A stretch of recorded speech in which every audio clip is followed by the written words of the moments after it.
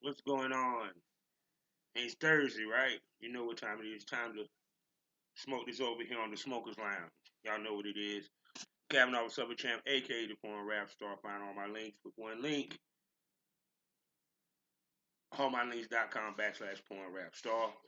Four sponsors. Y'all know where they are. RochesterMagazine.com, BlushErotica.com, the Kinky Candle Company, as well as the Queen of Law, Mitchell Ferrari. You know where to find me in the mornings, 5 days out the week. FullySwapRadio.com. FullSwapRadio.com, excuse me. I keep saying fully, I don't know why. And SkyHeartAfterDarkTV.com as well as the BGP LLC app. And don't forget about the two ways you can get extra content from the Smokers Lounge. For my Spotify users, you can subscribe on Spotify. Link is in the description for Savage Smoke. And if you want a little bit more risque, a little some tits, as well as some serious talk about the industry and everything else up under the sun, from your favorite porn star, I got you covered. Premium Smoke Room on Loyal Fans. There you go. So, how y'all doing today? Yeah, I know I missed you last Thursday with an episode. I'm sorry. It's a lot, man. It's a lot you got to do as a podcaster. This shit is not easy by any means. You got to edit, especially if you ain't one that got a shitload of money, that got a team behind you. You got to edit the content. You got to find the guests. And me, I'm a guy that sit here and damn near record an episode a day, whether it's interviews or myself or by myself, or with the ladies from the Premium Smoke Room and everything. And trust me, there's not much money in it. There's more instant gratification when it comes to porn than it is podcasting.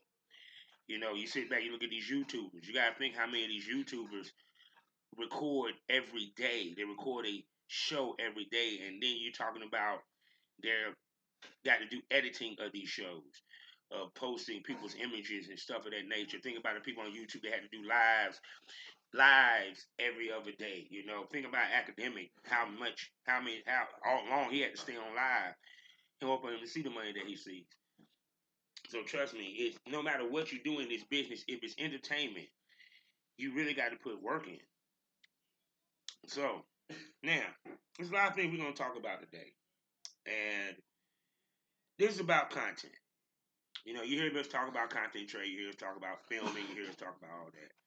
When you hear me talk to podcasters, we talk about our shows and how often do we record them, guests, and all that. And an interesting talking point came up. Shouts out to Danny from the stock. Y'all know I always talk about Danny. And he did a video called, um, which was called basically saying, is Joe Budden robbing people when it comes to Patreon? Now, for some of y'all people to understand, Patreon is the only fans for podcasters. A lot of podcasts have a Patreon side to their podcast, which is, of course, paid. They give you more content than what they normally put out with their free. You know, once again, as I told you at the beginning, this business is not easy. That's a lot of recording that you have to do. And the other thing about Patreon is not just one set fee. You have maybe 3 tiers that you have to fill. You have a lower tier that might be 5 or 6, whatever you decide. Then a middle tier, and then you have the bigger tier. And usually the bigger tier, you get way more perks and more content. So a lot of the JBP or the Joe Avengers, as my man like to call them, been complaining about the Patreon and how the content has not been as good or as much or what have you. It's not worth them paying the 25. And I want people to understand this. You hear porn stars complain about how people are cheap about the porn. You hear how the money is funny when it comes to porn. How many porn stars are now deciding to get a 9 to 5 to help supplement the money that porn is not making for them. There's not a lot of full-time porn stars, especially if they're just doing content. If you're a full-time porn star, you're doing way more than content, trust and believe. But with podcasting, it's way harder. You're asking people to pay to watch you talk for extra hours. Think about that. Because that's what basically podcasting is. We're talking. We conversate. Even with the premium smoke room. You know, the ladies, they do get topics. They might, play around with the dildo, but it's more of a tease. It's about the conversation. And you get to see some tits while we conversate. Period. I have to come up with an extra way to entice you people to spend money on the premium smoke room other than I do great content as a podcaster.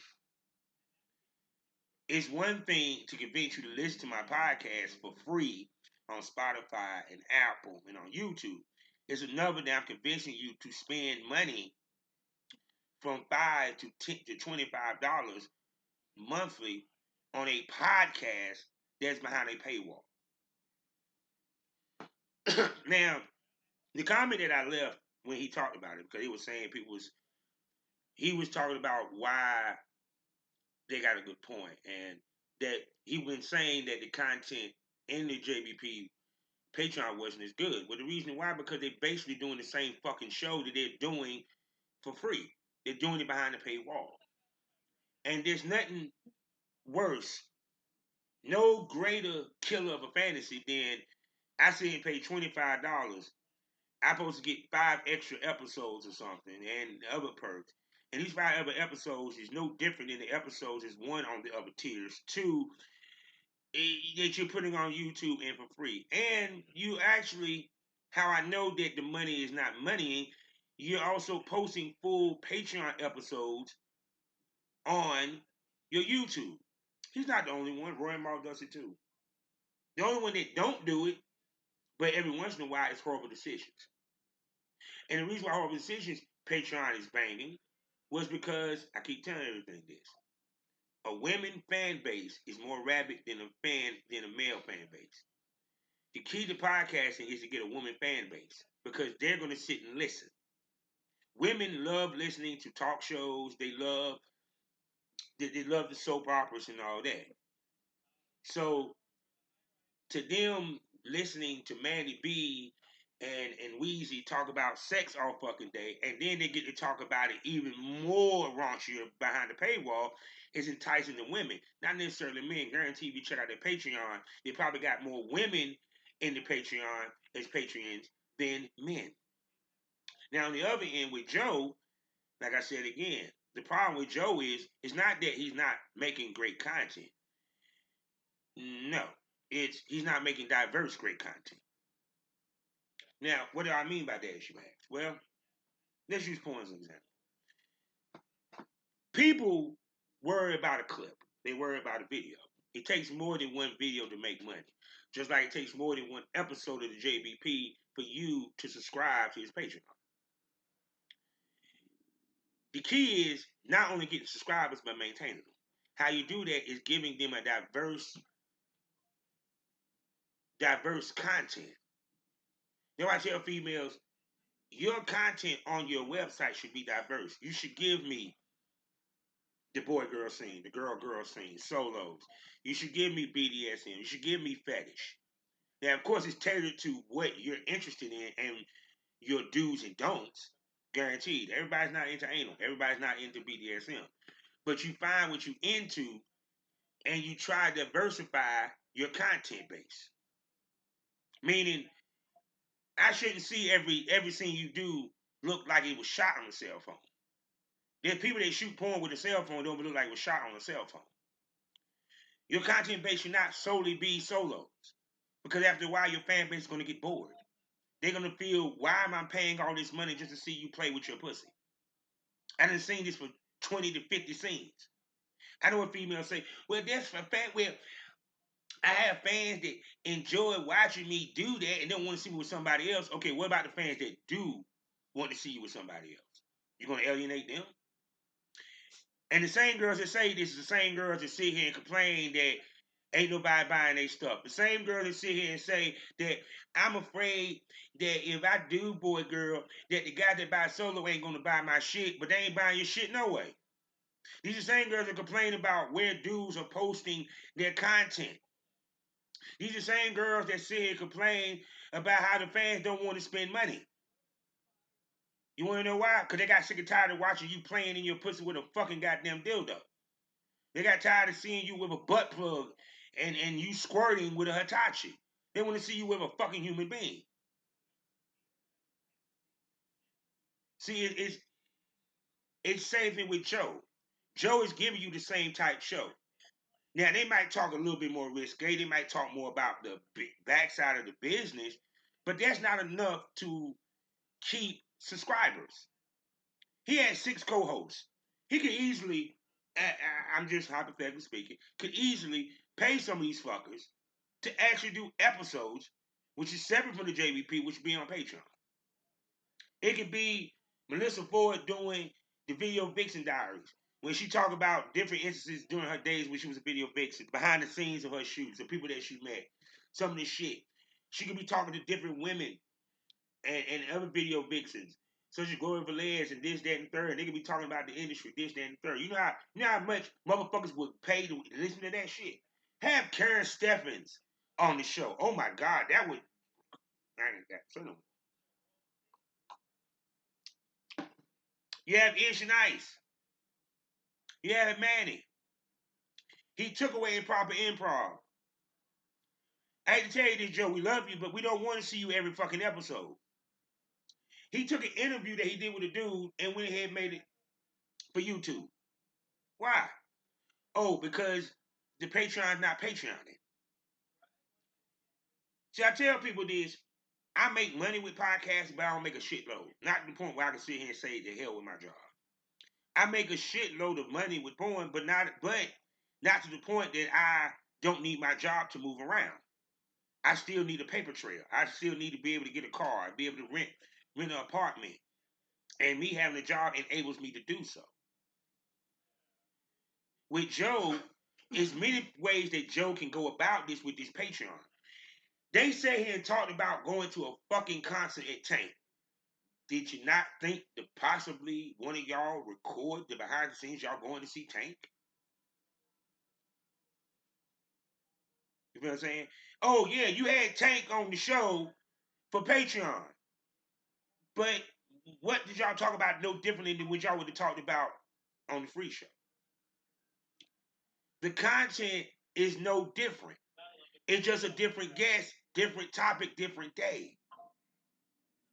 That's why with mine, I try to make my episodes diverse. I have Boney Smoke Fridays. That's the interview. That way you get an actual interview of who they are, where they come from. Then you have the regular episodes where I bring the girls back and we talk about what they've been up to, and we talk about certain topics pertaining to porn and sexuality in the world. In the Premium Smoke Room and the Premium Smoke Podcast, where I bring the girls on there. They show their tits, they cut up. We talk a little bit more raunchy. We talk a little bit more you know what I'm saying? We talk a little bit more freely that you would on the regular podcast. And they give it up more, meaning that they talk more candidly and more really. Each of my podcasts are different. Spit Queen is about Spit Queen. Her life as a swinger, as a female that's living in the world, who is not only a porn star, but also a sex bot, a swinger, a submissive, all that good stuff. She tells you stories of guys she done had sex with, she runs with. Big Jordan, she's an escort that tricks part-time and works a 9 to 5. We talk about that, and we give hot takes about what happened in the world. Kelly Sheen, when I have on it, when her show is up, we talk about fitness. We talk about her working, doing her business and all that good stuff. Period. Each show is different. Smoke This Over Dark. Even though I don't do it as much, I give you something deep to think about. I talk about the good and the bad side of porn. This special VIP. I have girls on there. They're doing something special. We talking about something special. You get what I'm saying? I'm trying to give my premium smokers diversity with the content, which in turn would make them want to spend money, which they have. Joe is not giving them the diversity. He's giving them the JBP. No, give them the JBP in different ways. See, that's what my biggest issue with Danny, which now Danny's starting to get where I'm probably saying. Now, whether he was listening to me or not, I digress. But Danny getting it. He's now giving you different type content. He ain't just talking about Joe Budden. He's talking about Roy and Maul. He's talking about different podcasters. He even getting in beef. He's giving you something different. The key to being a great content creator is not being boxed in. Y'all be bored with Joe if all he talk about was music. So guess what? If you already giving us that type of show, what type of show you giving us on the Patreon? Now I tell females, you can't just do straight fuck scenes all day. You're gonna bore your fan base. You can't do solos all day. Why do you think some of these Instagram girls, no matter how much they TikTok and they booty clap and twerk, somewhere in their Patreon, somewhere in their OnlyFans, they're fucking something. I just sat here and talked to 2 cosplay girls. Actually noticed that one of them, my girl Nikia Renee, she's starting to do more boy-girl content, more fuck videos. Why is she doing that? To help increase her money, to give her content diversity. That's why these IG girls got a fuck video on their IG. That's why the girl Serrana, who does a lot of cosplay shit, I don't know what her nationality is. Yeah, she got strap-on videos. Yeah. But she's an influencer. She shouldn't have to do that. No, they have to.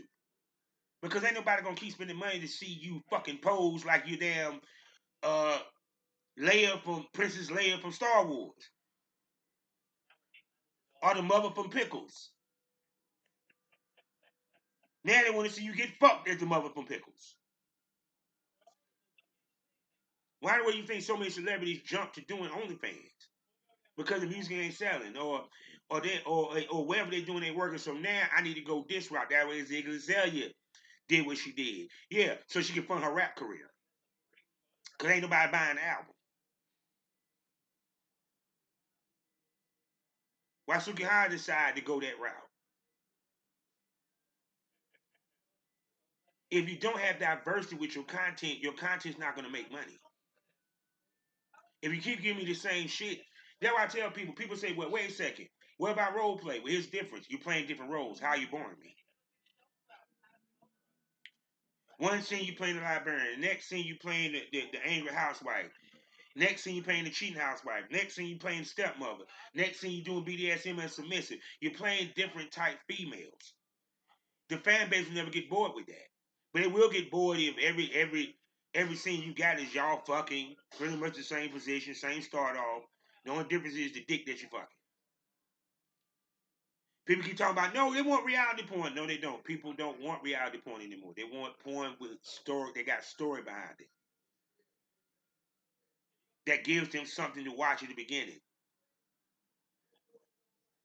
That's a fact. People now, because there's a recession coming, because money ain't being made outside in the regular world like it used to, now motherfuckers want more bang for their buck. They want more quality with their dollar. Why the world you think Marvel Universe, why Marvel Studios is going through the change that they're going through? Because their movies ain't making money no more. Why? Because the fans want more quality for their buck. They just don't want to just go see a movie with a motherfucking superhero in it. They want a good storyline behind it.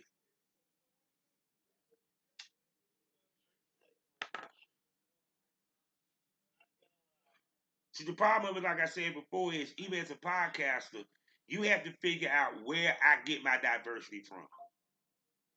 What is my diversity? And then in the case of Joe had the ability to build a network. He actually have a demand for it. Because fans are getting sick and tired of the content they putting on Patreon. So now what he need to do is diversify the content. I keep saying it, he got it right there.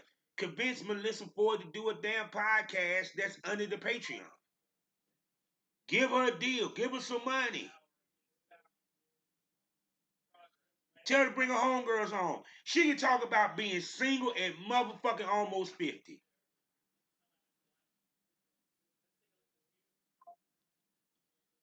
Dating. Y'all want her to talk about her dating life so bad on the free show.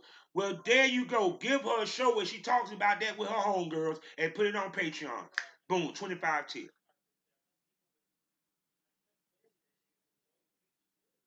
Ish knows a lot about battle rapping.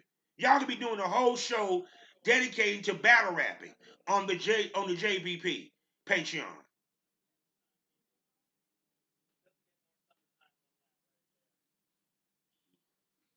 Joe loves R&B.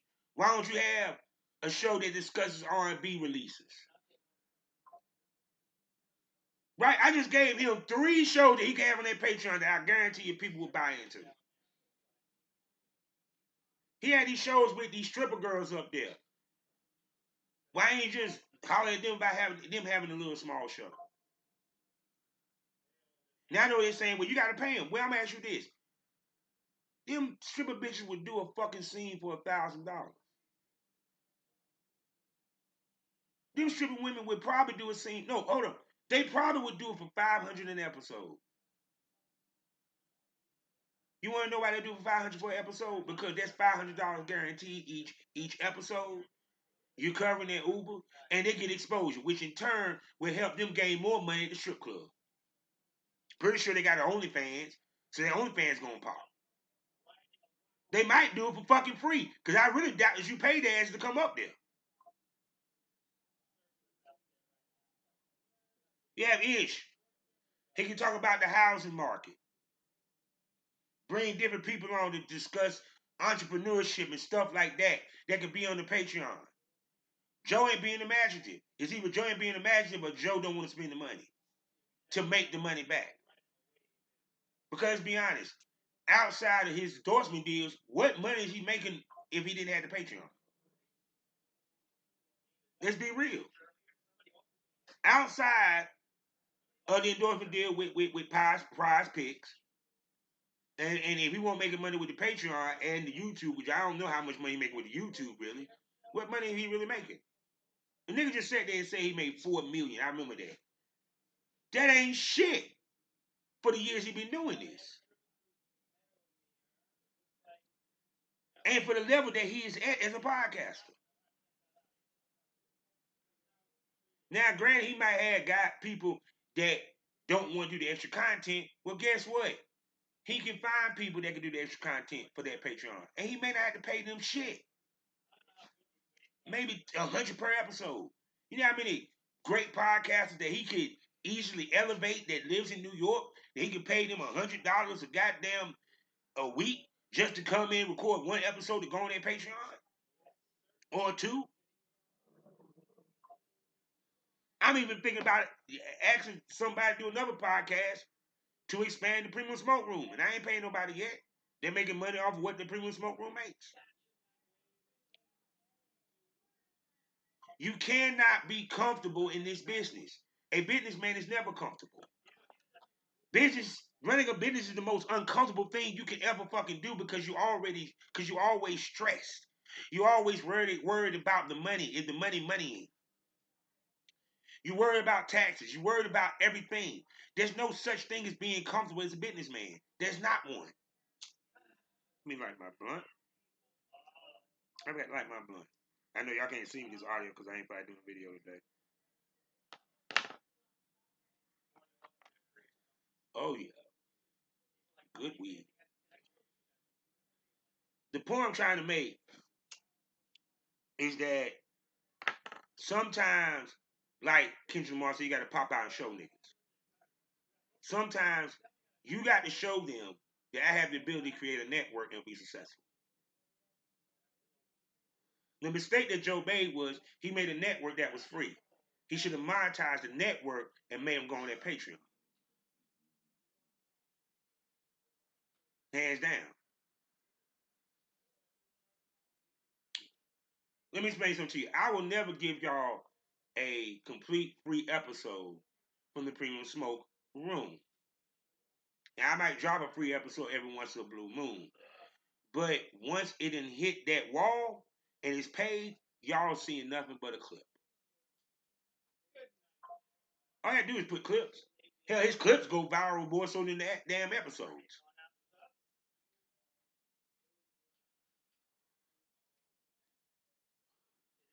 See, that's the point. Diversity. Why is Tasha K so hot? She talks about everybody. She talks about celebrities to from the A list all the way down to the Z list. If it makes news. Armand became more diverse. That's why he blew up. Armand Wiggins. He stopped worrying about Tasha K and started talking to every goddamn body. And spilling the tea on every fucking thing. Guess what? That motherfucker hot like fish grease. Storm Road does more than just rant on motherfuckers. He does more than just roast motherfuckers. And look how his channel has grown. He does interviews with everybody. The key to being successful and having longevity in this business is evolving. Is Joe evolving? The pod is, but not the Patreon. The Patreon has to evolve too. My Premium Smoke Room has to evolve.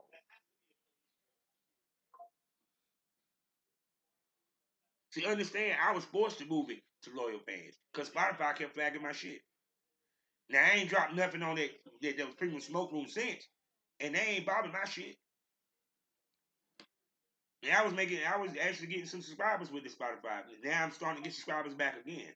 And I'm getting subscribers with the Premium Smoke Room. Not to the level that I want, but I'm getting some.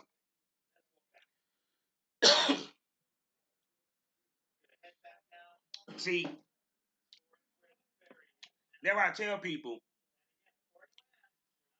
the point of having a business is making the business grow. Part of making the business grow is diversifying the business. McDonald's decided to make chicken sandwiches. Look what happened. McDonald's decided to add McFlurries. McDonald's started to add coffee. Now they just stuck with making fucking burgers. Would they still be a $1 billion company? No, it's called keeping up with the times and keeping up with the trends and staying ahead of them.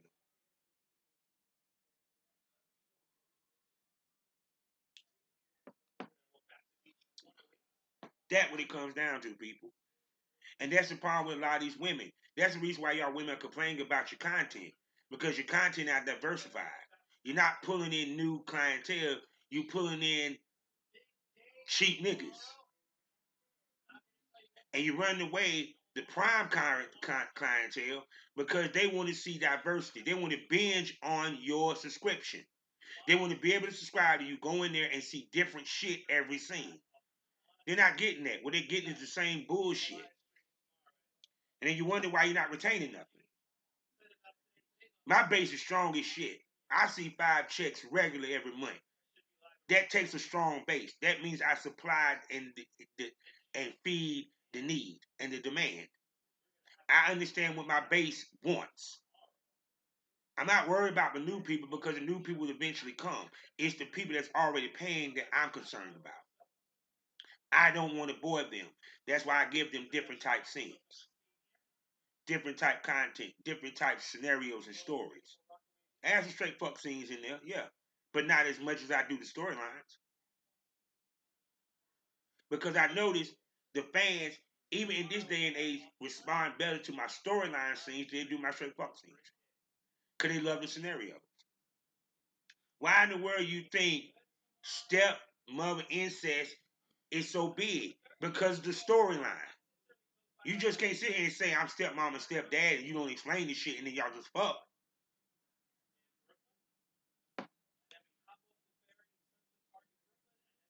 See? What we say about rappers, right? We want them to try to diversify themselves, change up their flow and do all that stuff. Now, of course, we rag them if they fall short, but we applaud the attempt. We just want you to attempt.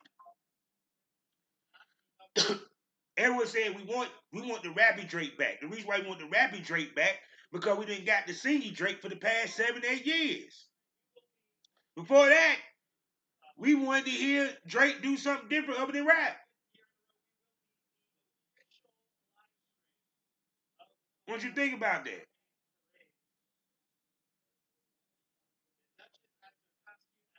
Variety is the key of life. Variety is the spice of life. Diversity is everything. Sometimes it's cool to change up things. Sometimes it's cool to take assessment of your business and see what I might need to change to increase my money and not be afraid to do so. Some of y'all are so scared to take a risk that y'all lose out on the money that can be made from it. Because you're worried that this fan base is gonna leave me and I do boy girl. Well, if you that bad of a chick, you ain't worried about that fan base leaving because if you that bad of a chick, they're not gonna leave. And even if they do leave, they're gonna come back. That means you ain't doing your job as a business owner that you're worried about losing. They're like, imagine McDonald's saying, we're gonna lose the people that come to us if we decide to do a McRib.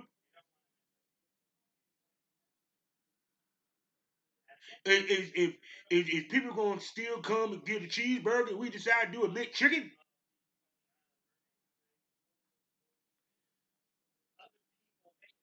Let's think about that for a second. Even IHOP added some shit. It ain't just pancakes.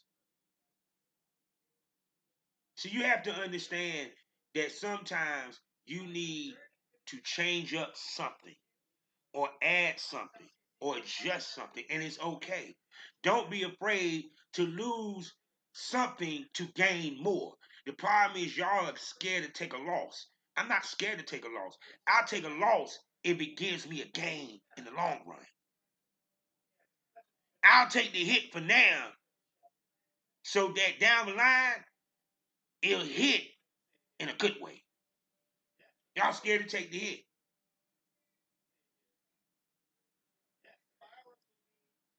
Joe can't be scared. Because see, the hard part is not becoming number one, Mr. Button. It's staying there.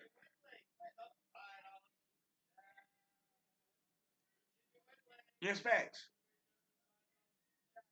Now I want to shift and I want to talk about, which I ain't never get a chance to, the WNBA, Caitlin Clark, injuries. I said I want to talk about this for the last couple of minutes. Y'all need to calm down. I love Monica McNutt. I find her so sexy. I swear to God, I would fuck shot chocolate ass. And it was funny how she checked Stephen A. Smith. And I love how whenever when someone checks Stephen A. Smith, y'all just go nuts. Do y'all really hate Stephen A. Smith that damn bad that if someone just happened to check him or say something slick, they become news?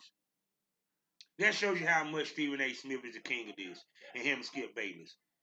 Because I done heard Monica Nuts McNuts didn't check a lot of motherfuckers on ESPN. Y'all ain't make news about that shit, but she checked Stephen A. Smith as news, but I digress. But she had a point. I'm here to tell you, I've watched female basketball from the days of Cheryl Swoop. I knew about Cheryl Miller. Don Staley, one of the baddest point guards in the history of college basketball. That's why she's such a great college coach. And I'm more privy to the college game than the pro game. But y'all act like the female program had never been physical. Man, I didn't watch some of them games. It's physical. They more physical than the men. Actually, the women are harder than the men. Y'all motherfuckers are soft. I'm sorry. The women, they way more physical. Brittany Griner throw elbows like a motherfucker. I may not know the players' names and all that, but see, that is what changed. What changed is you got two names. Angel Reese, Caitlin Clark. What made the NBA great? The names. It wasn't the teams. It was the names. The stars that transcended the sport. Why do we love Hulk Hogan? Hulk Hogan transcended wrestling. Why do we love Ric Flair? He transcended wrestling. Dusty Rhodes transcended wrestling. The Rock. Y'all, we needed players in the WNBA that would transcend the WNBA. And you got it. Did y'all think they were just going to let Caitlin Clark come in? And do y'all even see how they do the rookies in the NBA? She got to earn it. We had this conversation when it came to Beyonce and country music. She had to earn that respect from the country music genre. And it's okay for her to earn it. Caitlin Clark has to earn it. She has to prove she's the best in WNBA. She's one of the best in college. Not the WNBA. This is her first year. She got to prove it. She's going to take her lumps. She's going to get roughed up. Yeah, them girls going to feel some type of way. And I want them to feel this type of way because you want to know why? Because it's going to make the games more competitive. I used to watch the WNBA game. Guess what? You want to know why I stopped watching? I got tired of watching blowouts. The basketball wasn't that great. Every time I looked up, it was a blowout. It wasn't like the NBA where, yeah, they might be up 20 and then you turn back in 5 minutes. It's a tie game. That wasn't the case. The seasons ain't that long. They don't promote their top players. They just landed a show that discusses just the WNBA. Where can you watch the games at? It ain't just about women supporting the WNBA. Because let's be real, women don't support sports like that, motherfucker. Only way they look at sports is to see the nigga they about to fuck and their next baby daddy. Or because they're man watching. Very few women are into sports. Let's make that clear. And if they're into sports, it's because they either done it or they're doing it. Or they was around it. It has to be appealing to the masses to the point that men would go as well as women. It's a happening. Think about what they said. Celebrities won't try to go to the WNBA games. Now, Angel. Oh, and by the way, how many of them girls would drop dead gorgeous? That does play a key because also some of these men that play basketball, a lot of women like them and find them fuckable, so that helps also. How many women find Steph Curry attractive or find LeBron James attractive? Y'all have to do a little study. Who's the sexiest man in the NBA? Angel Reese is drop dead gorgeous. Caitlin Clark, she's Candace Parker, fine. A lot of these ladies are good looking. And they're now allowing them to show off their sex appeal. So now I'm seeing a girl that's an athlete that can ball her ass off and look sexy in the streets. Because at the same token, not every person gonna be attracted to a Brittany Griner. She's fucking a butch. No disrespect. Or a stud, as you like to call it. Because the way she dresses. You feel me? She's not a lipstick lesbian. You need some sex appeal in these games. Be in the Sports Illustrated, in the swimsuit. Sorry, they are women. Part of this is sex appeal. No different than the guys. See, the guys throwing a damn suit.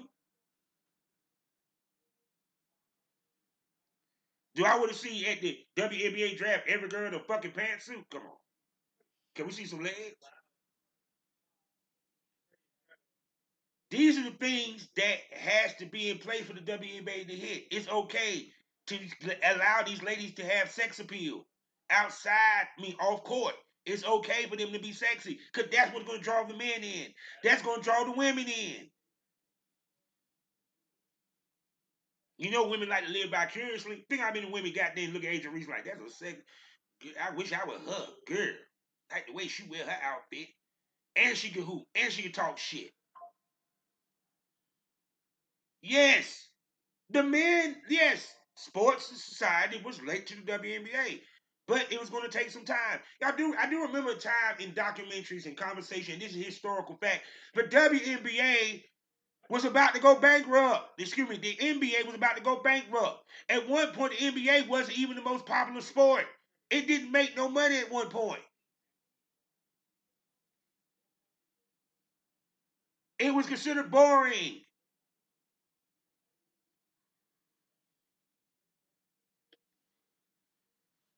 Think about it. Go look in your history books.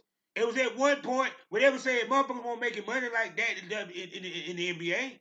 Yeah, and even in the NFL, some motherfuckers becoming pro wrestlers in the offseason. I'm going from playing football to doing pro wrestling. Smoke that over. That's a hell of an off season.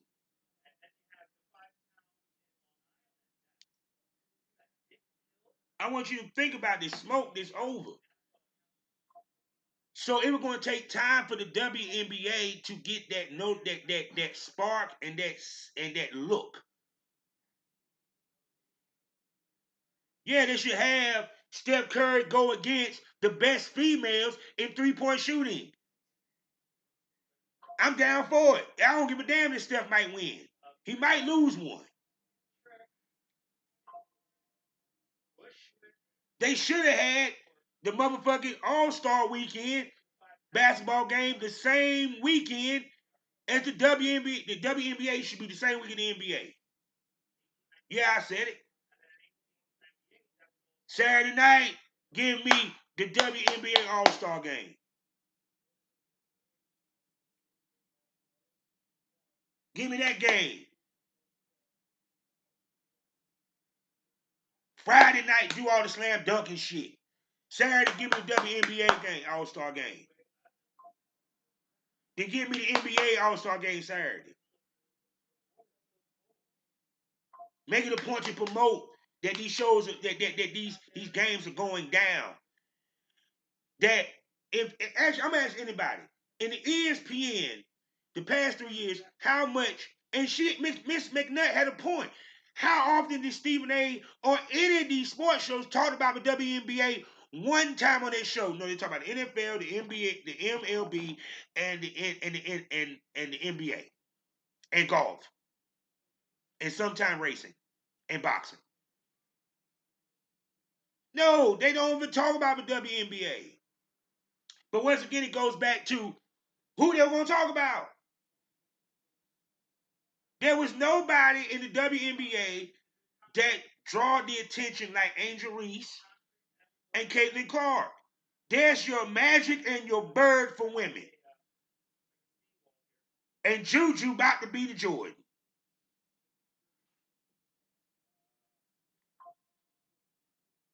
People sleeping on my girl Flo. She's still in LSU. See, then what I'm trying to explain is that the reason why these games wasn't being seen, it's funny because I remember Corey Holcomb was saying, he was saying some, slick shit, but the point he was trying to make is y'all don't have nothing compelling in the WNBA. Now you do. You have two of the most imposing, polarizing females in professional sports right now in your league. All you need to do is the Indiana Fever figure out some way to become competitive.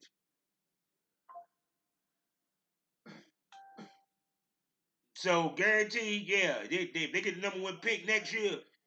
Yeah, get Juju. There you go.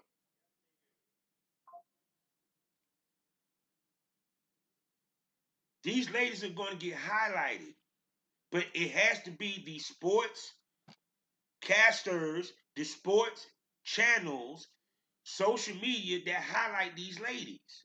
At the same token, these ladies got to show out. And we need good games. I can't sit here, I'm sitting here seeing fouls called every 2 goddamn minutes. Yeah, let's keep it 100. We're going to keep it 100. I watch a WNBA game. Look at the fouls. It's a lot of fouls. It's a lot. Because it's a physical game. Their game is way more physical than the men's. And they go up and down and they shoot. Bruh, they get it in. Taurasi, yes.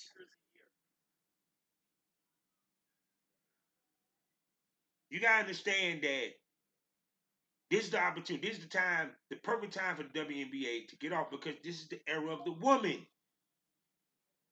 This is the era of the woman. We have been in the era of the woman for the past 5 years, people. Your top movies had a female lead. Your top series had female leads. This is the age of the woman. They upended Roe versus Wade. Now this is going to make women fight even more. The age of the woman. This is the age of the pussy, baby. So when it come down to it, is that these ladies, all we need is a couple more of them personality to transcend the game. We need another Caitlin Clark and Angel Reese. We need what my girl Tarasi to get more shine. We need Brittany Griner to get more vocal. You just need more personalities, man. It's just like wrestling. Think about this. When we talk about half the time, these motherfuckers don't like the team, they like to play on the team.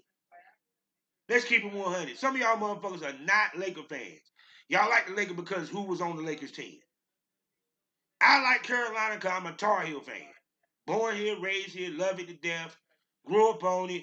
Didn't give a damn who was on the team. Didn't give a damn we won or lost. I'm still a Tar Heel fan. Some of you Lakers, Celtic fans, and all that, some of y'all motherfuckers just like the team because who was on the team. Not because you just love the team. That lets you know personality. Shoe contrast, personality.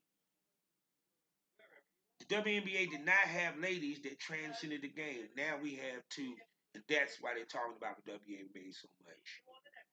We just need more of them to shine. And how that happens, they need to be highlighted. So, them are two things I wanted to discuss for my Thursday. Hope y'all enjoyed. I hope y'all smoke over what I said. And in closing, to two things is in totality is that diversity creates cash, more cash, and a bright personality makes the world illuminate to you, illuminates you to the world. Now everybody know who you are. With that being said, life is a learning experience. What's the point of the experience? If you haven't learned anything, smoke is over.